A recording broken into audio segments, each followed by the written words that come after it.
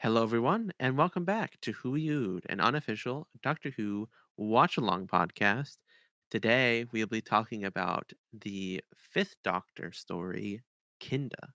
But before we jump into the episode, my name is Ben, and I'm here with my co-host Cam. How you doing today, Cam?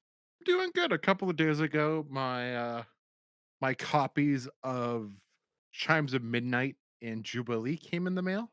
I got one of Ooh, the Big Finish limited edition ones, which have like the covers of the Big Finish plays on. I popped right into Chimes because Chimes is my favorite of those two. It might be my favorite Big Finish. It's definitely up there. I really do love Holy Terror, and I also really do love Spare Pots, which we will do soon because it's the Fifth Doctor play. So I started Chimes and it's very good so far. I loved Robert Sherman's Dalek novelization, so I'm only like a chapter into it, but I'm very much enjoying it. He is such a good writer. nice. But how are you doing, man? Oh, I'm good. Watched a couple movies in the last few days. Mm. Two kind of polar opposites, one could say. I watched Halloween, John Carpenter's Halloween, For the first time. for the first time ever. Damn. Because I said, screw it, why not? It's supposed to be good. I liked In the Mouth of Madness by him, and it was good. Pretty much it. I've grown to love it. I was like you the first time I watched it. I was like, oh, this is good. Second time I was like, this is really good. And then now I'm like, I love this movie. Yeah. I love that first Halloween I movie. think yeah, What? I expected maybe more to it. Yeah. Like things it's a slow burn and things don't really ramp up too quickly It's until kind of shockingly a vibe movie. yeah. Would you think it's gonna be like this action-packed, like, horror thriller? It's Yeah, like it's it's a very much horror just icon. it's much more of like a horror hangout movie Yeah, a lot of just high schooler drama, sex and drugs and with Donald there's a Pleasance serial just in the killer. background being like, "He's pure evil. We gotta stop him." Yeah. Are there any sequels that are good? I've only seen 2. I know 3. People really like 3 because 3 is completely different. It has no Michael Myers.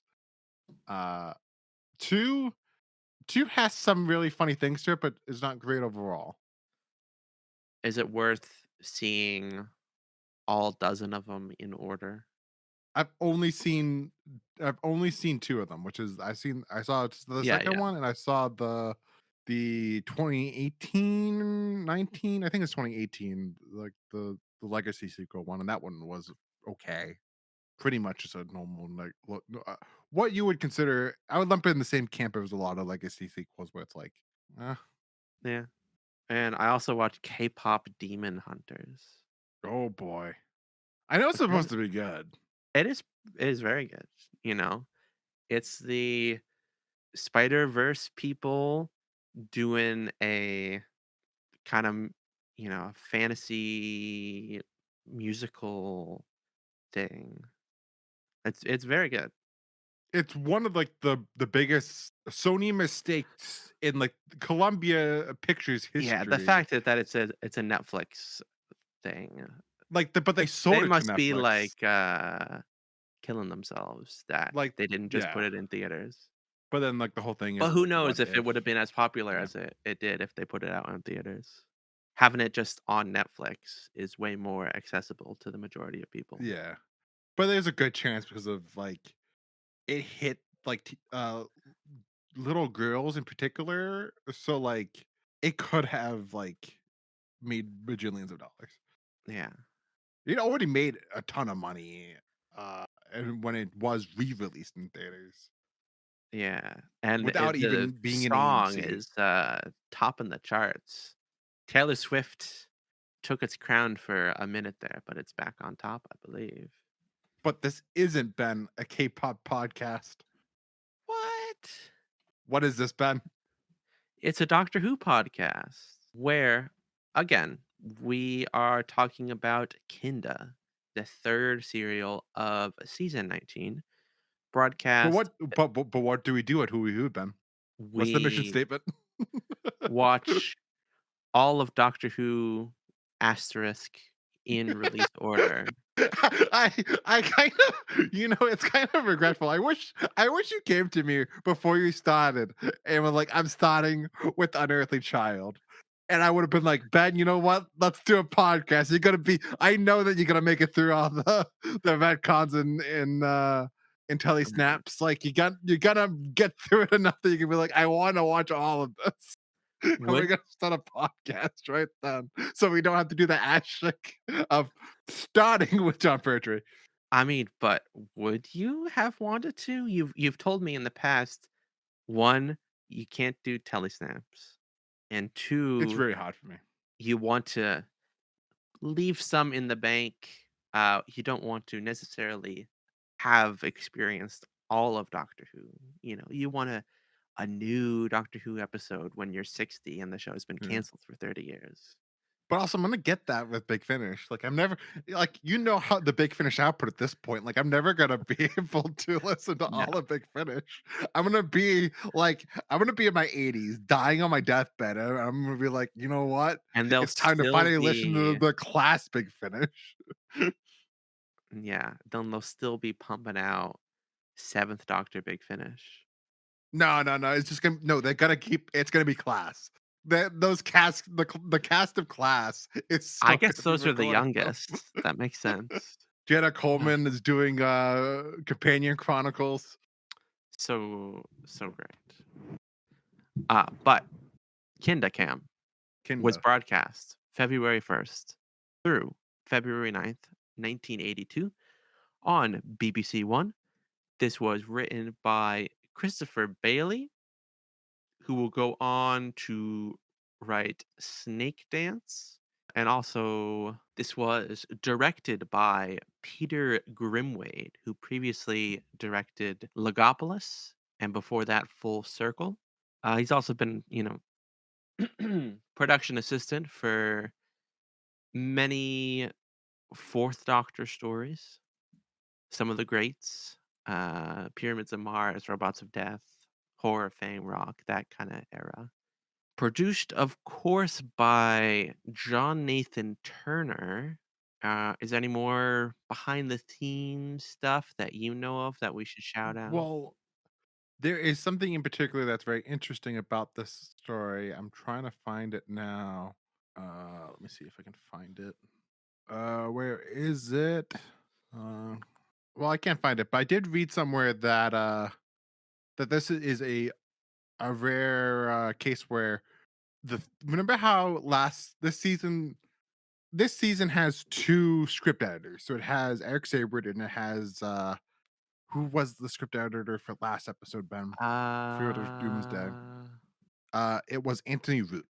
So it has Anthony Root, it has Eric Sayward, but this episode was commissioned by Christopher H. Mead.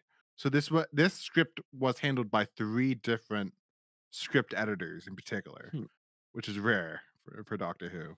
Which I think you can kind of tell that this was a story commissioned by Christopher H. Mead. It fails not to get too much into the episode yet, but it does feel like a episode that I could see in season 18 with his Doctor Who. Yeah, I could picture it. It feels similar to like a Keeper Traken or a Warrior's Gate. Yes, definitely some Warriors Gate parallels. Well, then, Cam, what did you think of Kinda? I liked it. I didn't love it. I know some people love this story. I This was my first time watching it, so I don't think I could give it a love. I wasn't like, "Oh my god, this is the greatest thing ever," but it's a very solid story that is pretty engaging throughout. I like the concepts in it. I like that it has those moments where it is very surreal with the stuff with Tegan. And I like the world building in this episode. The world building is very well done. But I think like the where some areas where it could have maybe improved would be maybe some of the characters. Um and I still even 3 episodes into this, I'm still like, I don't know per se if I'm like Peter Davison's doctor is still like there's nothing too much to say about him. Even though we've had 3 episodes with them, it's like, what is the descriptors of this doctor? which is there's really nothing of just like he's just the doctor. But like Tegan's good. I think that the story does work overall better just because we back to two companions. Because of course Nissa is just like, I've been fainting. I gotta stay in the She's too TARDIS. sleepy.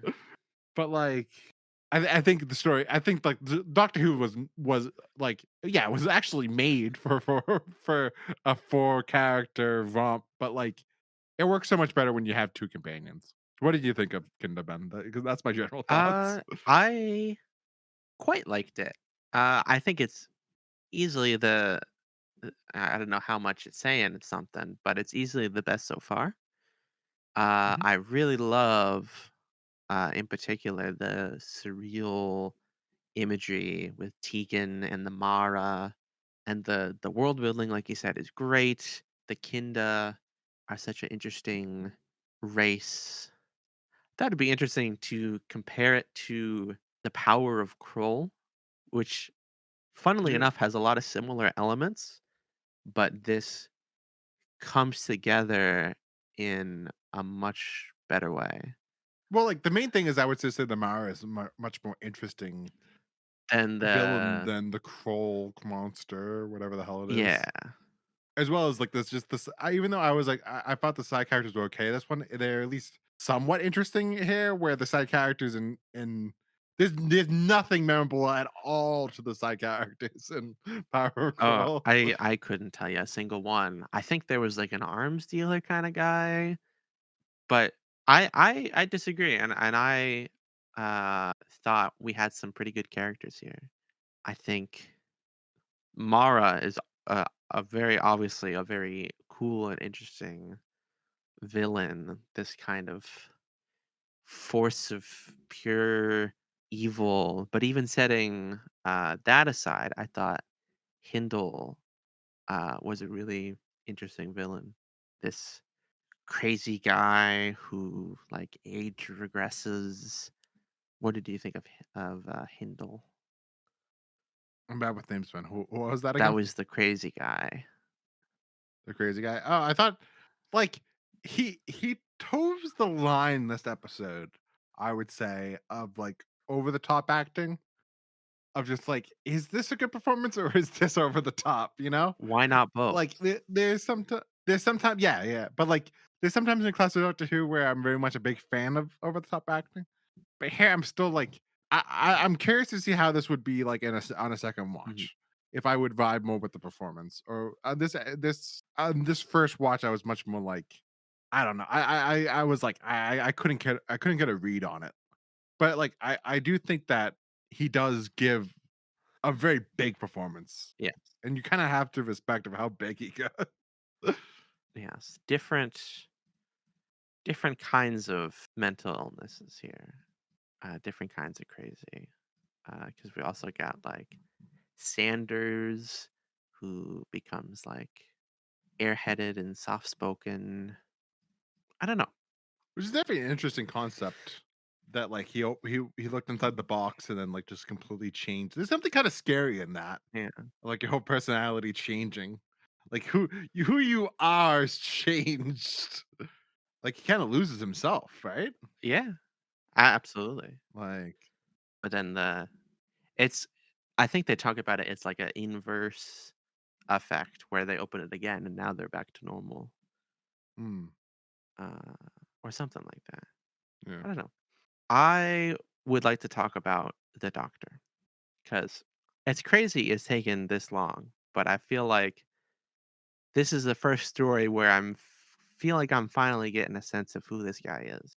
Where I think the perception that he is the nice Doctor, I think, is not a false one. He's definitely kinder, but the particular way that manifests, I wasn't sure. And I see that he's more, I don't know, trusting, I guess, with his companions. Like Tegan will be all right. She can fend for herself. I don't know. I feel like rather than just like Tom and his girlfriend, there's a more interesting kind of dynamic between him and the group. Yeah. And there's something also just to his doctor having like groups, you know? Yeah.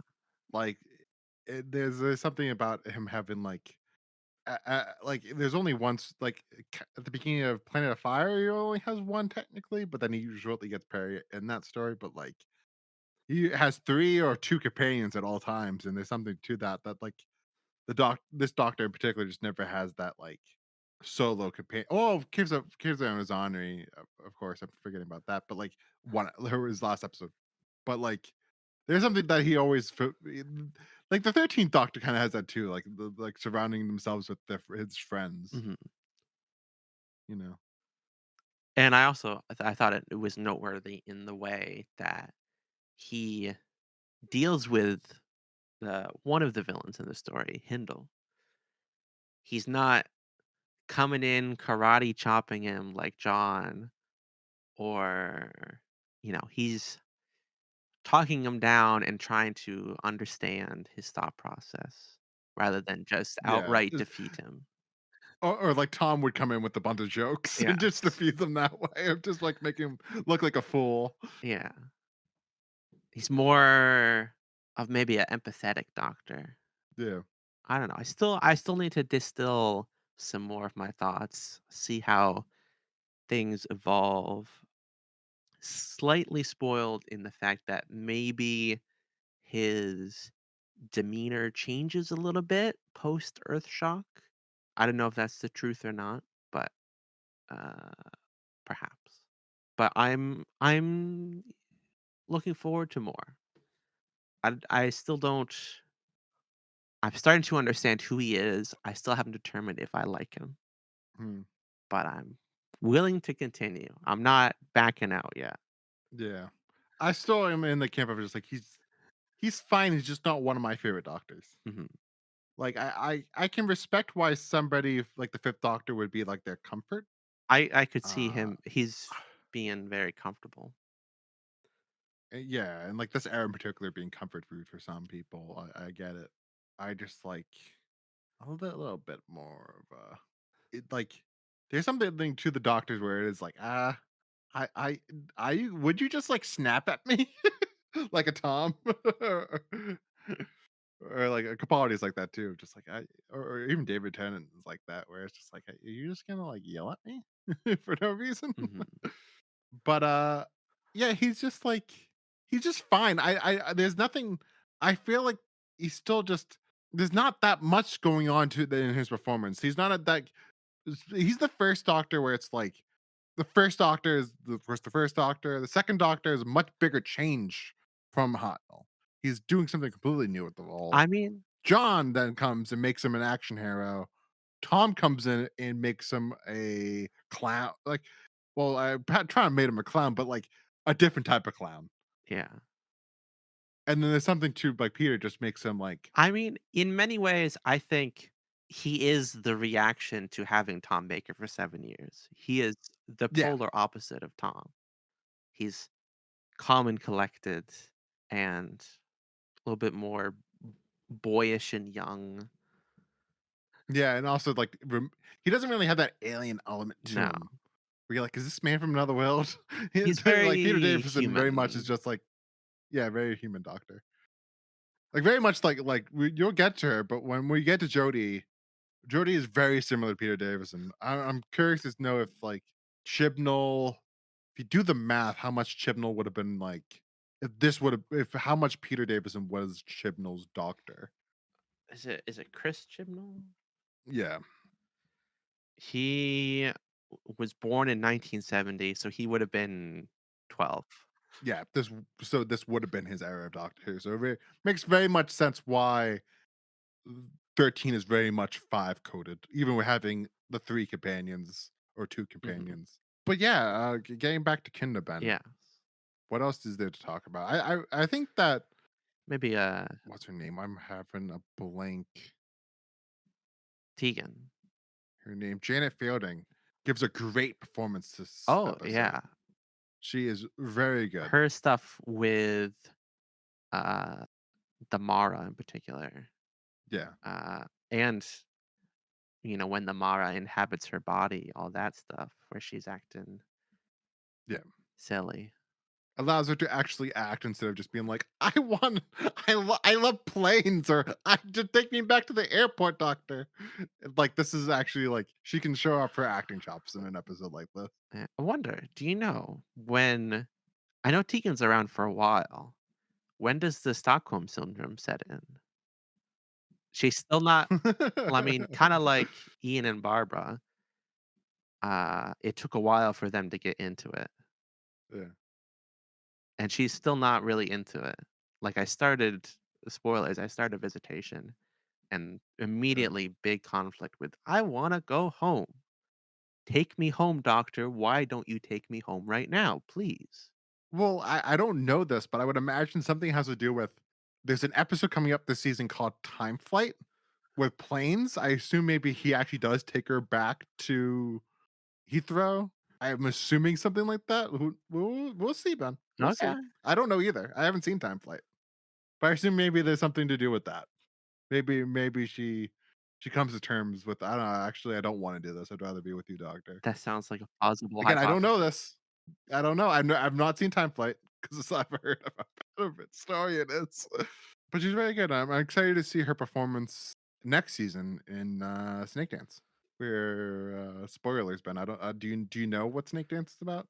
I mean, snake dance? Presumably the Mara. Yeah. So I'm excited to see her do more of this. Yeah. All this, Mara stuff is really interesting.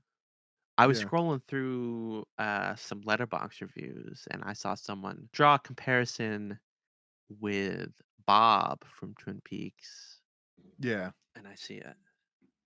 It's in the same camp also, just like surrealism and Yes. like surrealism on primetime TV. Yes. But in a way that's a lot more comprehensible than Warriors Gate. Yeah. But yeah, very good. What about, Adric? I don't got too much to say about Adric this story. I don't think he's like the most annoying kid in this story just because I don't think like there's not an opportunity for him to be that annoying because he's basically with uh I'm always bad with Hindle. names. He's always with Hindle throughout the majority of the story. So it's not like he has that much to be like, you know, he's not like doing his own thing or he's not like joining plans to be like, Yeah, I mean, he hey, I'm does gonna actually help you, Hindle. I mean, he does what I You thought, know what? he was doing in Fort of Doomsday here, where he's, like, Yeah. pretending to join their side and helping. He's not like, "Kindle, hit me out about my stance on women." He was still kinda annoying, though, especially at the end when they have to wait for the doctor to save the day, and he's talking with Tegan, and he's, like, frustrated, and then he's like, "Well, when you think about it, actually, Tegan, all of this is your fault." And Tegan's like, "What the fuck? Why are you doing that?" Again, Ben, you have to put it to a curve. I mean, When you compare this to Florida Doomsday. this And also, don't forget about State of Decay where he's just like straight up, "Oh yeah, I'll be a vampire. I'll be down with that." Yeah, I suppose on the curve of Adric, this is one of the better ones. I can't wait till they kill this kid. Like, you do know? I Or mean, I know he dies. I don't know Ah, how. bummer. I was hoping that you didn't know. I've been like, "Air Shock, what do you know?" You're like, "I know Simon, and I know that Adric leaves." No, I don't know if you knew he I died. I was spoiled that he died. Damn. The first companion death since Katarina? You don't remember, why am I having a blank on her name? Fuck. Liz Shaw's death? You don't remember that? That big fire explosion? Well, she kinda dies in Inferno. I Kinda, mean, technically. in an alternate universe, but not End Space. Yeah. End Space, Liz Shaw lives on at, Don't look it up, Ben. It's not canon. The only thing canon is that she just disappears all of a sudden. she lives on in Probe. But Probe's not canon either. I mean, it's as canon as you want it to be. Presumably it's a right I mean, it's a rights holder, and a lot of them are written by Mark Gatiss. Mm. All right, Ben. Yes. What next? I feel like we've only touched about on the Mara, that I should have more to say, but I don't know what, other than they're cool. It's very cool, and I wish that we got more of the snake. I'm Like, okay with as much I as we want more got. of that. I more want bad at snake effects. I the special edition, the snake actually looks really good in special edition. I gotta admit, but like, why do you want that? I want the shitty snake. Yes. I love the little snake tattoo as well. Like, that's kind of Yeah, cool. Even though it's a really shitty snake tattoo. it works. Yeah. Alright, Cam. Anything more to say before we head towards Well, the like, end of there's that things? again. Bad with names. The little girl and like we have like the old woman. Uh, Panna is the old woman, Karuna is the child who inherits her memories, so it's like reincarnation. That's something kind of cool. That is something kinda cool. The little girl has a face of like a 40-year-old. Does she? She has like oh yeah, I think she has an old woman's face. That girl's like 10, but like she looks like 30. Sarah Prince. Can't find an age for her. Special effects. Worst is the snake, of course, but it doesn't Yes. it But best is also snake question mark? I would say best is, all the stuff in the inside, I think they call it, Yeah, yeah. within They're like the the surreal yeah, space. where they, like, zoom in on Tegan's eyes, and they're in this black void. No, definitely that stuff is very cool and very Yeah, well done. You could imagine a world where they didn't do a good job with that and it looked easily. really cheap and you're like, "Oh god." But like it's very well lit too. It's very dramatic lighting Yes. and like it's a little bit overexposed. It's like white. Yeah, really good. So what so you liked this story. I think I'm picking up that maybe I like it more than you. What does Yeah. this story need to bring it up to a 9 or a 10? I would have liked a little bit more of like that crew. Like I feel like I would have just liked a little bit more of a setup and like a little bit more of a relationships between all those people. Like there's something to there. I'm like With the I don't dome know. people? Yeah, the dome people. I would have liked a little bit more time with that before we really start kicking off the story. But also, Yeah, no. somewhat that makes the story good is the pacing of just like it's a very this we never mentioned about this in our conversation, but it's a very well paced Oh, yeah. story. Like it's one of those classic detective stories where it's 4 parts and each 4 parts is you are like invested. It's not like a story where you're like, oh my god, when are we gonna get to part two? When are we gonna get to part three? It's like, nope, it flies Oh, by. yeah. So giving some more time to these characters maybe would have hurt the pacing a bit, but I think that would have improved my enjoyment over it. But I don't know if that will maybe be solved in a rewatch. Yeah. Maybe I'm just You willing to not rewatch it feeling it on the. in I a year or 2? I definitely would rewatch this in a couple of years. I don't know about yourself, but I this would be on my list of episodes. I will definitely Yeah, rewatch at some point. I would agree. Uh, so Cam, how would you rate this All right. story? No, What? Ben, you're forgetting about cliffhangers. Ben, Oh give us my those goodness. cliffhangers. How could I forget? Number 1, I have the power of life and death over all of you, where the Doctor and Adric are held at gunpoint by Hindle and the Kinda hostages that he is bent to his will. 2, Hindle forces the Doctor to open the box, and Dr. Todd screams. 3, the Doctor and Todd see a vision of the future slash past, decide to return to the dome, but find that the old woman, Panna, has died, which I Cool kind of fact. Like I said, I'm reading Chimes of Midnight. And Chimes of Midnight's part three cliffhanger is inspired by the cliffhanger of part three, Kinda. yeah, I kind of forgot about that whole, like, vision where they talk about, like, time is a circle, this is the past and the future, this happens again and Mm. again, well. That stuff was kind of neat. Yeah. Um, so Cam, how would you rate? No, but you're rushing this again. Best cliffhanger is what's the best cliffhanger been? Because I think one is a strong part one Yeah, cliffhanger. Maybe maybe it's part three because it's layered. yeah. I mean, I think the vision is really cool, but the like last note being, "Oh, this old woman died," isn't a Yeah. like triumphant continuation of that same. I don't know about Yeah, you, but I thought, oh, this is where the cliffhanger was gonna end, and then it kept on going. yeah. So I don't know. I think I probably would do part one. But what about yourself? I think they're all kind of around the same. Maybe part one, maybe even part two. I don't know. When the box is still an unknown mystery. I don't know. All right, Ben. Now it's finally you can ask me. Alrighty, Cam, how would you rate Kinda? You know what? I've been kind of a little basic bitch so far. I'm just doing a 7 and a 7.5. I'm exploring the range. I'm gonna keep on doing it. I'm just gonna give this story an 8. It's a solid story. There's nothing else I can really rate this. It's a solid 8. I think this is like an 8.7.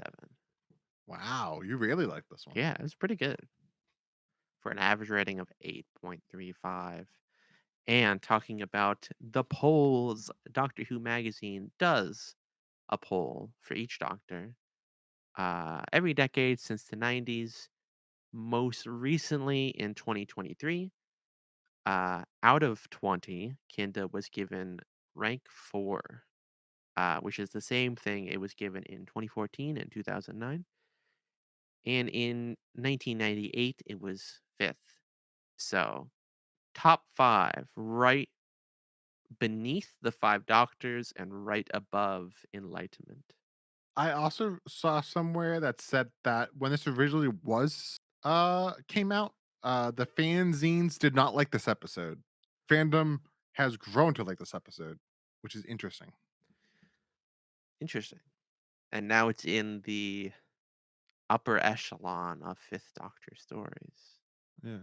And even overall, it's ranked number 63 the last time we did a full poll in That's 2014 pretty for good. Doctor Who magazine. Up above it is a Logopolis, and below it is Carnival of Monsters. Is this how does this compare to Carnival of Monsters in your mind? Because I know that's Oh one no, that you in my really opinion, like. I love Carnival of Monsters, so I would not put this anywhere near Carnival of Monsters, but I would put this on a similar camp to Logopolis. Mhm. But I like Carnival of Monsters more than the average person. That's like one of if once we do at the end of this top like 25 classic Doctor Who stories, that's probably gonna be my top like 10 list or 15 list at least. What's the top 1? It's just the Daleks, man. Or like it's a basic answer, but like it probably is the case. Remembrance is also really high up there. Mhm. I really love Remembrance of the Daleks. I guess when we do our big old tier list of all of classic Doctor Who, we'll have to fight about it. But for now, thank you so much for tuning in. Next week, we will be discussing The Visitation, where Nissa will be back. And the Sonic Screwdriver says goodbye, Ben. Sonic Screwdriver says goodbye. Spoilers. I don't know if you got to that point I yet. have not gotten to that point. Why does the Sonic Screwdriver go goodbye? It's the last time we see the Sonic Screwdriver this era, man. Isn't it like till like 8 that we see another one? Yeah, but like for this period, JNT did not like the Sonic Screwdriver. What's not to like? Because it's like a cop out, and the writers can just be like, you know what, I'm gonna get him in the scenario. You know what, he's just gonna use a sonic screwdriver. Are you Giving your main character a magical wand could be kind of OP. I suppose I don't know. At this point, Oh, dude, you haven't got to the new series where like the sonic screwdriver is can do anything. I don't know. It feels like at this point, one of the main icons of the show. It feels crazy to get rid of it Yeah, and keep it gotten rid of for that long. Like yeah. with the TARDIS, that's Dude, you had the Sonic Lancer to look forward to, Ben. Sonic Lancer? Yep, if I remember What's a correctly. sonic lancer? That is the sonic screwdriver of the Sixth Doctor, Okay. if I remember correctly. Let me see before we end the episode. Should I look it up or will that be spoilers? It's not that much. I don't consider that a spoiler. Oh, sorry, I was wrong. Sonic Lance. I was close. If I remembered almost correctly, but you gotta look that forward to in a couple months from now, Ben. Oh boy. Like, comment, Goodbye, subscribe. everyone. Peace out. I'm sorry. What did you Like, say? comment, subscribe. Have a wonderful rest of your day. Peace out.